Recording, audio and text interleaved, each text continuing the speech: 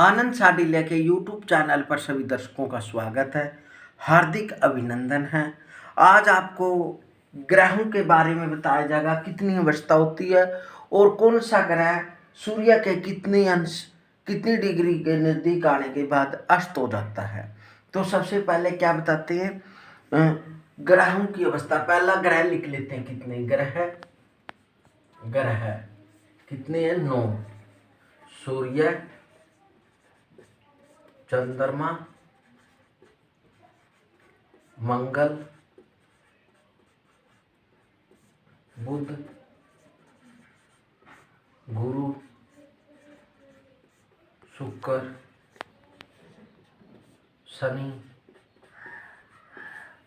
राहु, केतु। ये कितने हैं? 9 ग्रह।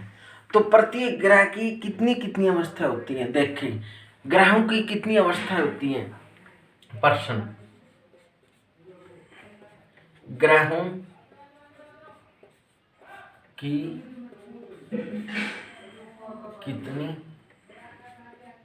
कितनी अवस्था होती है। उत्तर, ग्रहों की 5 अवस्था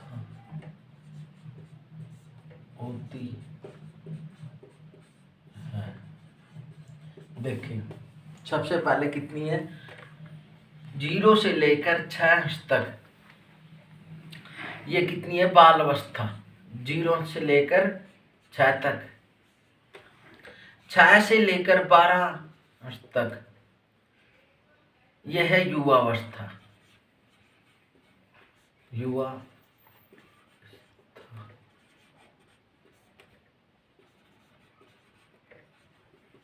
अवस्था। फिर 12 से लेकर 18 तक पूर्ण युवा अवस्था। फिर 18 से 24 प्रौढ़ अवस्था।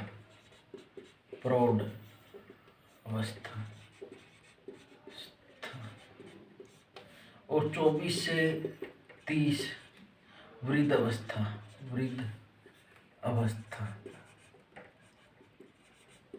इस प्रकार के हैं ये 24 डिग्री तक। 0 से 6 तक बाल अवस्था, 6 से 12 तक युवा अवस्था, 12 से 18 तक पूर्ण युवा अवस्था, 18 से 24 तक प्रौढ़ अवस्था, 24 से 30 तक वृद्ध अवस्था। तो इसमें कितने प्रतिशत फल मिलता है? यदि कोई भी ग्रह 0 से 6 तक है तो उसको मिलेगा 25%। कितना लाभ मिलेगा? 25%। और 6 से 12 तक है तो 50%। और 12 से 18 तक है पूर्ण युवा तो 100%। कितना है? 100%। 24 कितना है? 100%। अब 18 से 24 तक है तो उसको 50%। और यदि 24 से 30 है तो 25%। इस प्रकार इतना फल मिलता है। यदि कोई सूर्य है वो 0 से 6 तक डिग्री का बैठा है तो उसको बाल अवस्था के अंदर है। यदि नौकरी लगनी है या कोई कार्य करना है या सूर्य से रिलेटेड कोई काम करना है तो उसको 25% ही लाभ प्राप्त होता है। अब आपको बताएंगे कि कौन सा ग्रह कितने अंश पर आने के बाद अस्त हो जाता है। तो सबसे पहले लिखते हैं, राहु केतु किसी भी ग्रह से अस्त नहीं होते। राहु केतु किसी ग्रह से अस्त नहीं होते।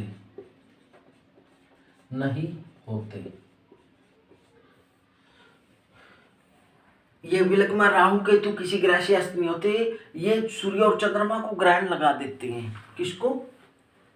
सूर्य और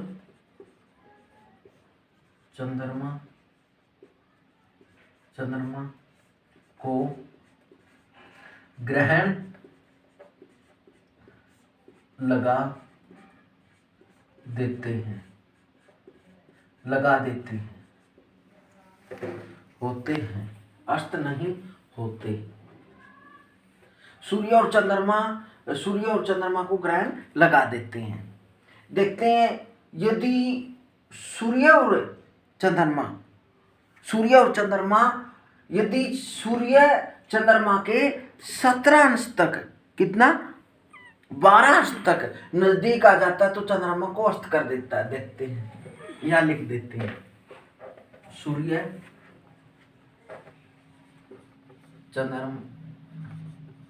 चंद्रमा के 12 अंश नजदीक आने पर चंद्रमा को अस्त कर देता है।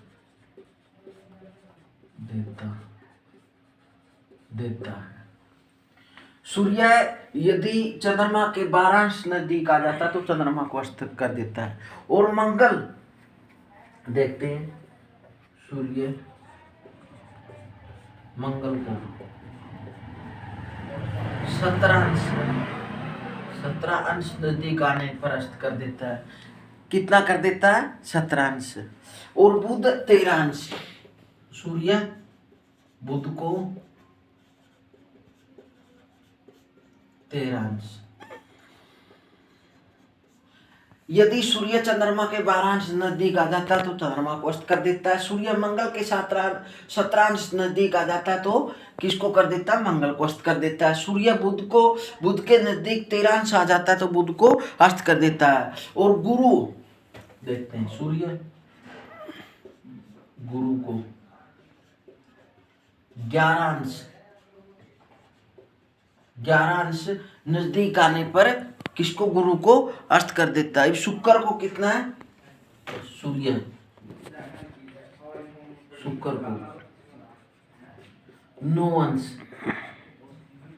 अंश नजदीक आ जाता है तो क्या? शुक्र को अस्त कर देता है, 15 अंश। सूर्य शनि को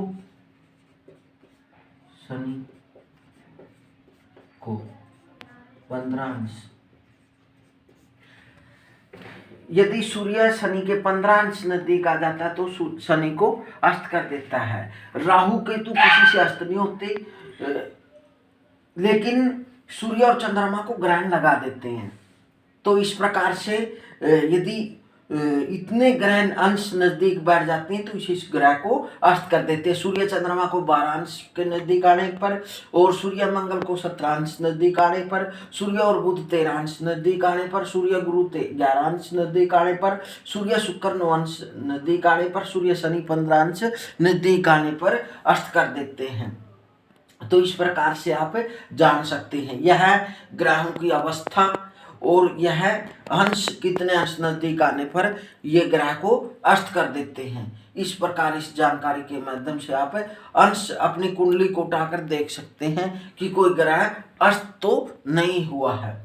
वह अस्त अगले वीडियो के माध्यम से आपको कुंडली बनाकर बताया जाएगा कि किस प्रकार से ग्रह सूर्य सभी ग्रहों को अस्त कर देते हैं। हरिओम हरिओम।